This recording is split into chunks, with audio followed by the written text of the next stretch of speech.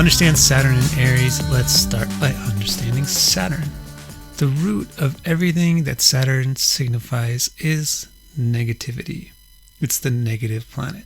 It's not synonymous with bad. Let's explore what this actually means. First of all, the primary implication of the negativity is a minus sign.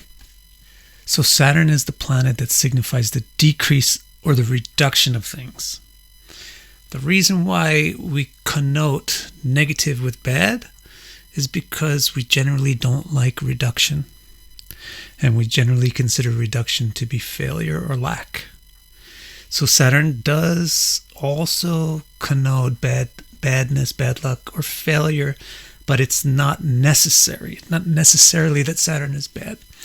Reduction can be good, like if you want to lose weight, or if you have a disease and you want to get rid of it. So really, the key to Saturn being actually good or bad is what it's applying its reduction to. Expanding on the concept of decrease or reduction, Saturn represents scarcity, not having enough of stuff. So it's associated with poverty and neediness, inability to be generous. Also, decrease means removing things. So Saturn is the planet of destruction or removal of things. Or decrease can be affected also by reducing or curbing things. Expanding on the theme of destruction, Saturn is the planet of death, which is another word for destruction, right? So this is why it's associated with things that lead to death or are involved with death: age, decay, illness. And since Saturn is the planet of death, it's therefore the planet of longevity. So Saturn has to do with endurance, longevity, tenacity. Now going back up to the destruction theme and the alternate way of achieving destruction, which is restriction. Expanding on that, we get the sense that Saturn is the planet of things which are restricted or things which are held down. And so it's a planet of subordination and subordinates. This is why Saturn has to do with the proletariat, the worker, the masses, the employees, etc. Now going all the way back up to the top of what Saturn represents, negativity. Another important connotation of this is pessimism.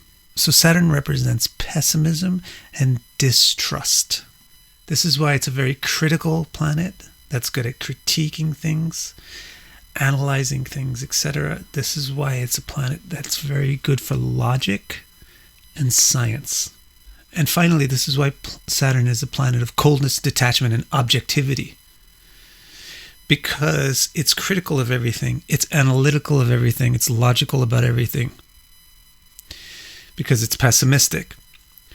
And this is why objectivity and so forth is so essential to the scientific process and to the logical process.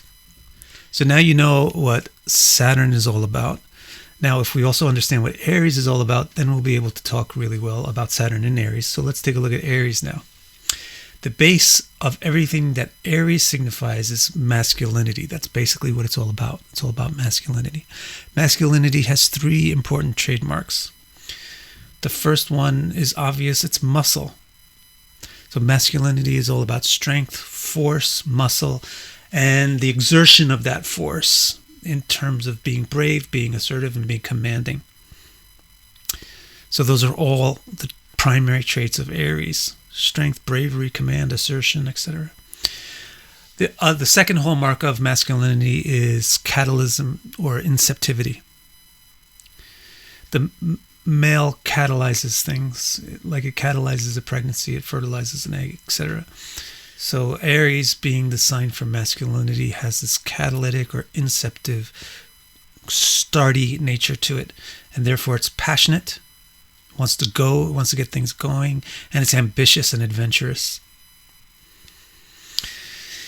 And the third hallmark of masculinity is because it's strong, it doesn't need a partner. It can defend itself.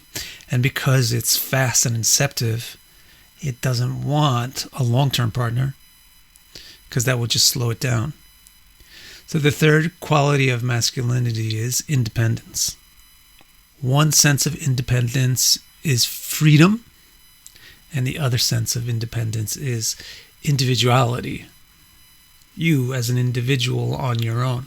So now we know what we need to know about Saturn and Aries, and I think now we can have an easy, good, insightful conversation about what Saturn in Aries represents.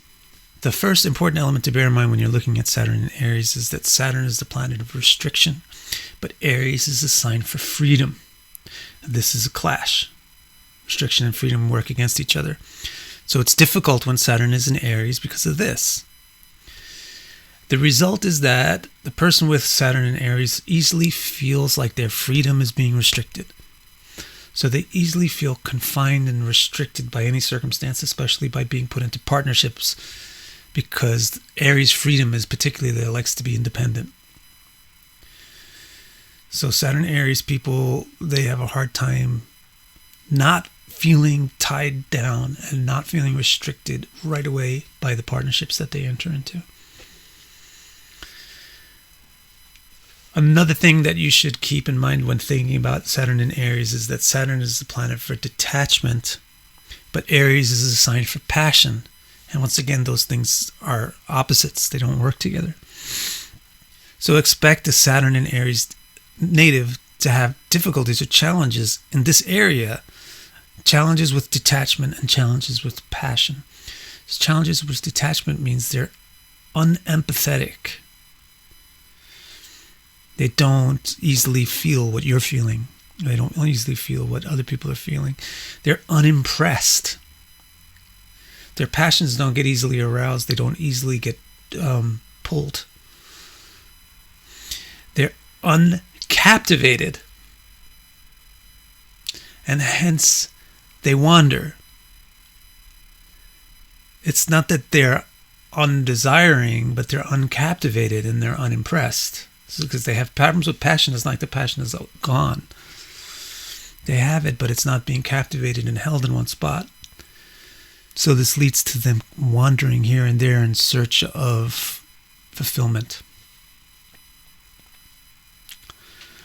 The third thing to bear in mind with Saturn in Aries is that Saturn is a very reserved planet, but Aries is a very bold sign. So what do I mean by Saturn being reserved? It's very detached. This is another thing about detachment. It's detached, so it doesn't engage with things. So it's reserved. Whereas Aries is very passionate, so it's very involved and bold and assertive. So there's a problem going on here with the planet wanting to be reserved, but the sign wanting to be exposed and expressed. And the result is there's a problem with exhibitionism, which means showing too much.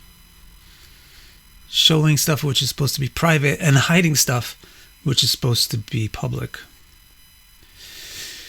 So you'll find the natives usually have a complex where they're overly exposing themselves, actually kind of to divert people's attention from the way they really feel or the way they really are. The fourth thing to always keep in mind when you're looking at Saturn in Aries is that Saturn is a slow planet and Aries is a fast sign. Why is Saturn a slow planet? Because it's all about longevity, endurance, tenacity. It doesn't have a quick start nature to it. It has a long-term nature to it. Aries is just the opposite. It has a quick start nature to it, explosive and finished. Then it doesn't have longevity.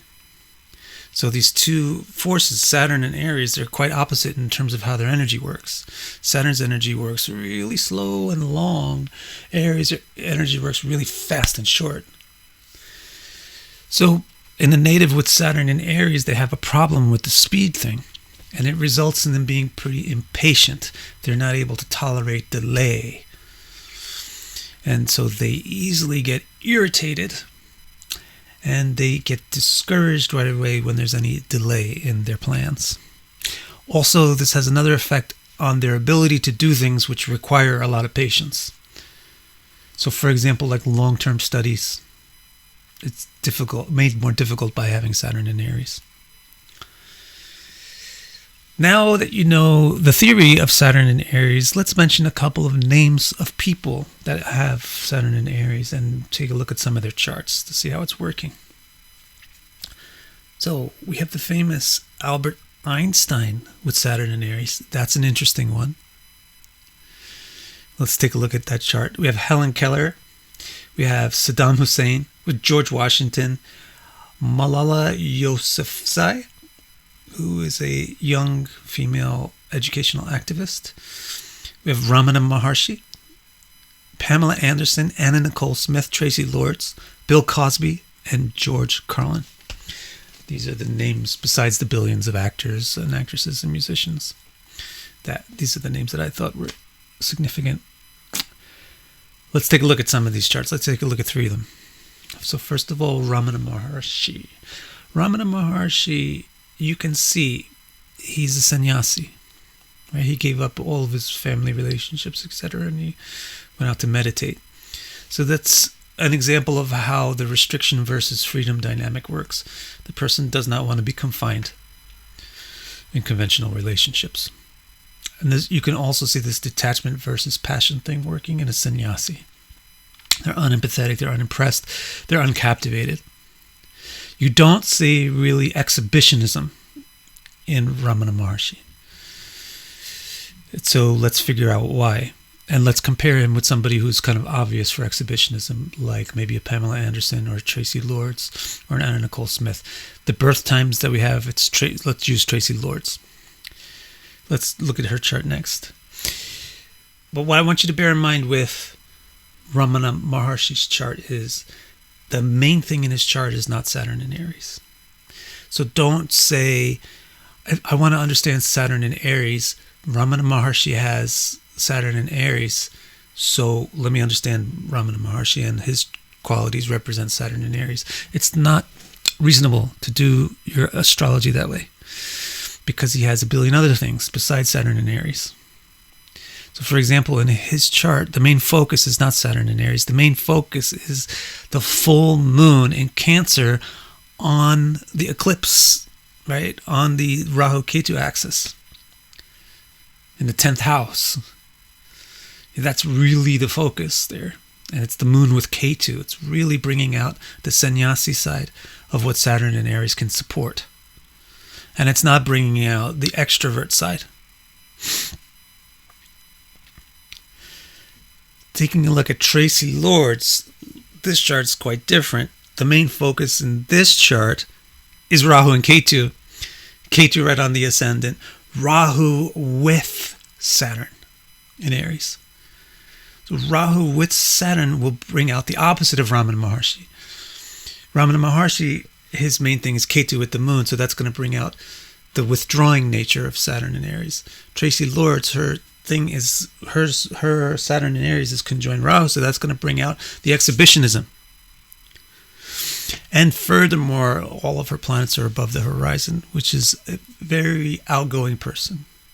Let's now also take a look at Albert Einstein. Albert Einstein is a good example for somebody who has problems with relationships, somebody who has, weird dispassion and disconnect. But the weird thing about Albert Einstein is he has a great deal of patience for study, although he has a tremendous amount of impatience for anything else. He has a great deal of patience, at least for his study. But one of the things about Saturn in Aries is impatience, and that affects your ability to study patiently. So what is it about Albert Einstein? The main focus in his chart is also not Saturn in Aries. It's Venus. And as far as his Saturn in Aries is going, it's in a condition called Nich Bhang Raj Yoga. So although it's debilitated and put into all this trouble by being in Aries, it's in a mutual exchange and a mutual aspect with Mars, the owner of Aries, who's exalted in Capricorn. So that Saturn in Aries is being turned around, and we're getting something very good out of it. So the impatience and the dispassion and the objectivity of Saturn is really coming out, and he's becoming a fantastic scientist. So I hope that you now understand Saturn and Aries and how Saturn and Aries works, and in theory, and how you have to look at the actual chart. to figure out what is Saturn in Aries doing in that chart. Is it modifying other things, or is it the main thing in the chart, and how so? If you want a head start on how to do that for your own chart, you can order my birth chart report, which is called Guided Tour of Your Birth Chart, or the Complete Birth Chart Overview. You can go to the link that's in the description of the video below, or just go to victorcara.com/R2. That will take you directly there and order one of those reports. Thank you very much. I will see you for the next video, Saturn in Taurus. Hopefully you'll subscribe so you don't miss that. Thank you.